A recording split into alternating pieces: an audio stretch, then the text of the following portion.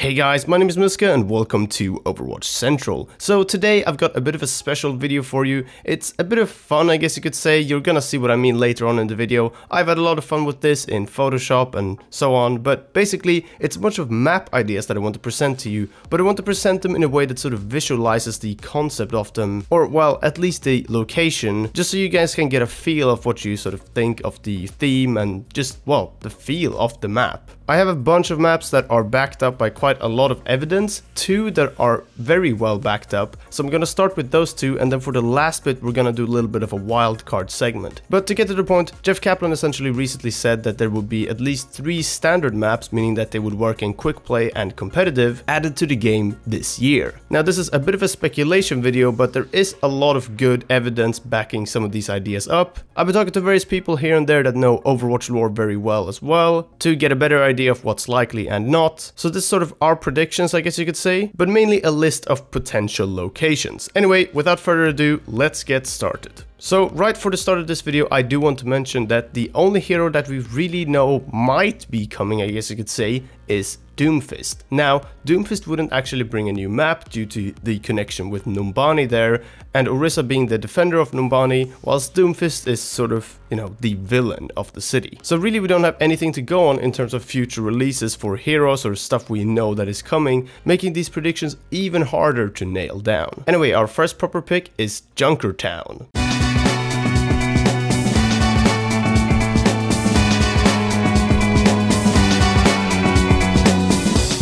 Now there's very little info about Junkertown in itself, which could both vouch for this but also go against this prediction. What I mean is that the fact that we don't know much about it might make Blizzard think that we want to explore it further, or that they at least want to explore it further, creating the map, setting the scene, and just providing more information about the location. But it could also mean that they're not going in that direction at all. Anyway, further stuff to back this up, we have 2 heroes that have a direct connection with Junkertown, of course Roadhog and Junkrat. So we're exploring 2 heroes' backstories here, rather than just one, meaning that that map can add quite a lot of overall value to the map and hero roster connection, which is something that players definitely like. Now I do also want to mention the First Strike graphic novel here, which was cancelled. This was a piece that would be focused on Overwatch's past, and it seems like instead of that piece we got Uprising, but Blizzard do clearly want to propel this story forwards, judging from the Torbjorn and Bastion comic Binary, as well as the latest animated short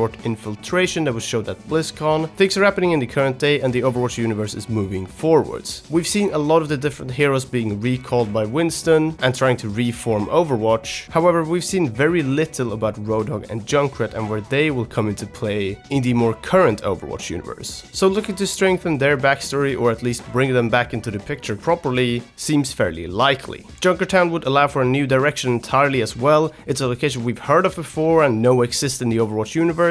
Many fans are hoping to get to see this location, and on top of all that, Australia is completely untouched by Blizzard, at least map-wise, so far, and all we have on Roadhog and Junkrat is really the comic, and that one was released quite a while back. Our next pick is Rio, or Rio de Janeiro.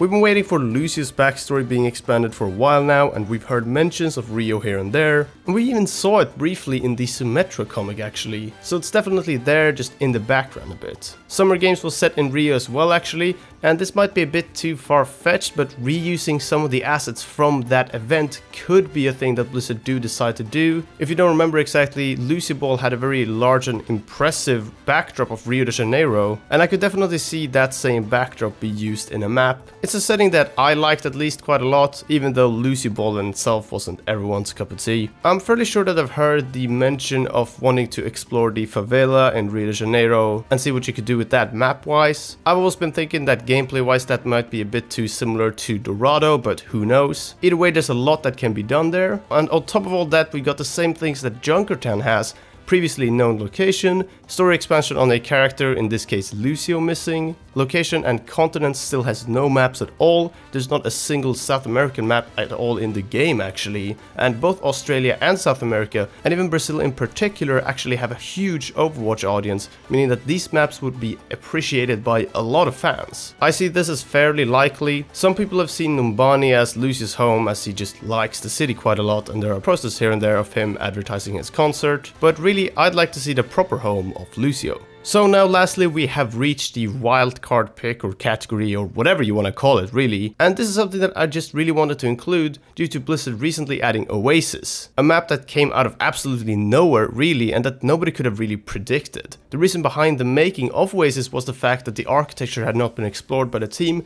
and that it would make for a unique style of a map. It was also part of the world that had not been touched before, and instead of this we wanted to include a bunch more quickfire style picks for maps. So these are more fun and unique locations that could potentially be maps, but there's not a lot of evidence backing it up, at least not as much reason and things backing them up as the other two picks in this video. Anyway, let's begin with Utopaea. I'm honestly not sure how you pronounce this exactly, but in case you don't know this name at all, this is the hard light city that Vishkar, the corporation Symmetry is associated with, has built entirely from the ground up. Hard light is the technology that Symmetry uses to create various objects, and we've heard mentions of this location before. The city is located in India, another unexplored location for the Overwatch team, and there's a lot of freedom for Blizzard with this map, as it's just an entire city created out of hard light technology, meaning that it'd be a good opportunity for Blizzard to try out a new map mechanic, similar to the jump pad on Oasis. Anyway, next up is a Swedish map of some kind. And this is not just because I want it because I'm from Sweden, but also because of the binary comic featuring Torbjörn and Bastion. This is one of the more recent comics, and since the story is moving forward, this kind of makes sense to see at some point, I guess. Maybe similar to how Reinhardt got a few more skins with Eichenwald, Bastion could get the squid style skin from the comic, or something along those lines. Anyway, we also have some art related to this that is not official art but entirely fan-made and unrelated to the development of the game, but it is beautiful. Henrik Montelius created this environment and posted these renders of the environment on his website. You can check the description for a link and more pictures on there if you want to see it, but this really is strikingly similar to Overwatch's art style overall. Henrik has done a fantastic job here, and as someone who comes from Sweden and has seen a lot of the different cities and towns there, this does really look like Sweden.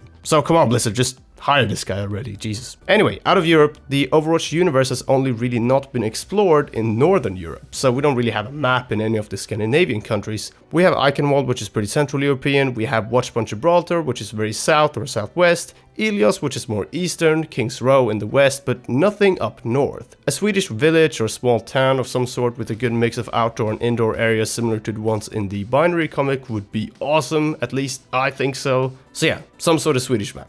That'd be great. Thanks, Blizz. Anyway, finally we just want to mention Paris again, a map we've talked about in previous videos, and I see Paris as another version or take on King's Row, to be honest. That's how I imagine it at least. A dense city center with many indoor areas, and it'd be cool to see a daytime map here as well. And this map would even fit well into Junkrat and Rodok's A Moment in Crime story and pictures, as well as give Widowmaker a map to feel at home at, and maybe even some more custom voice lines and reactions from various heroes. Anyway, if you got any questions about where we got these ideas from, where all these comics are and our sources in general, you can check the description below. Also thanks to Lomana Gaming for helping us out with this video. They're great for lore stuff, so go check their channel out, it's in the description as well. And drop a like whilst you're down there if you've enjoyed the video. Anyway, that's all for this time, thank you very much for watching. Until next time, take care, and we'll see you then.